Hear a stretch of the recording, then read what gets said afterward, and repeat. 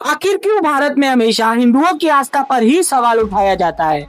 श्री राम को तो कोर्ट में लाना अब छोटी बात हो गई। अब तो ये स्वयं विष्णु को बोल रहे हैं कि अपनी खजुराहो की मूर्ति का पुनर्निर्माण खुद से जाके करो। B.R. गवाई, एक अम्बेडकराइट सुप्रीम कोर्ट का जज, जिसने अपने जीवन में ये कसम खाई है कि कभी ब्रह्मा, विष्णु और महेश को ईश्वर नहीं मानेगा। एक ऐसा व्यक्ति जो हिंदू SC/ST एक्ट के द्वारा reservation Pakke chief justice of India के पद पे बैठा है, वो आज स्वयं विष्णु पे सवाल उठा रहा है। बोल रहा है अगर तुम विष्णु के इतने बड़े भक्त हो तो विष्णु को बोलो आके अपनी मूर्ति का पुनर्निर्माण कर ले। चलो, हमने माना कि किसी भी सेक्युलर कंट्री के लिए कोई भी धार्मिक चीजों को रिस्टोरेशन करना या उसका रीडेवलपमेंट करवाना सरकार के बजट में नहीं आता है, मगर यही सुप्रीम कोर्ट अगस्त 2025 में ये फैसला सुनाता है कि सरकार को आशिक अल्लाह दरगाह दिल्ली को रिस्टोर करवाना चाहिए, उसका रिकंस्ट्रक्शन करवाना चाहिए, क्योंकि वो 700 साल पुरानी है। मगर खजुराहो में जिस विष्णु मूर्ति की बात हो रही है वो तो 1100 साल पुरानी है।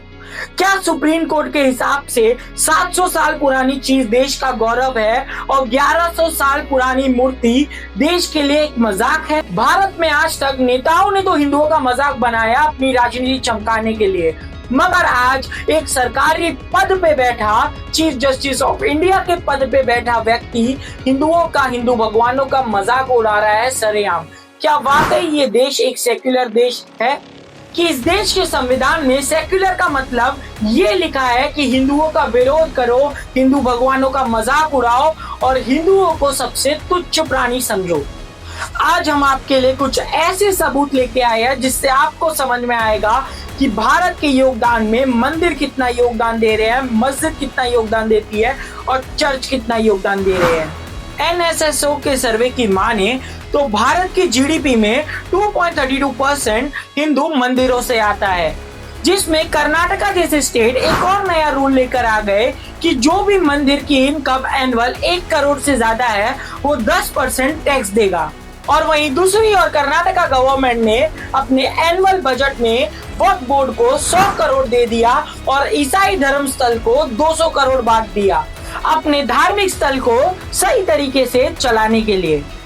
मतलब आप पुष्टिकरण के लिए इतने गिर चुके हैं कि हिंदू मंदिर से चुराए हुए पैसे आप दूसरे धार्मिक स्थलों में फ्री में बांट रहे हैं। आप उस वक्फ बोर्ड को फ्री के पैसे बांट रहे हैं जिसके पास भारतीय रेलवे के बाद सबसे ज्यादा लैंड ऑक्यूपाइड है। एक समय था जब मुगल आक्रामता औरंगजेब ने हिंदुओं के मंदिर जाने पे जर्जिया टैक्स लगाया था। अब लगता है कि सुप्रीम कोर्ट और कांग्रेस मिलके वही दौर वापस भारत में लाना चाह रही है।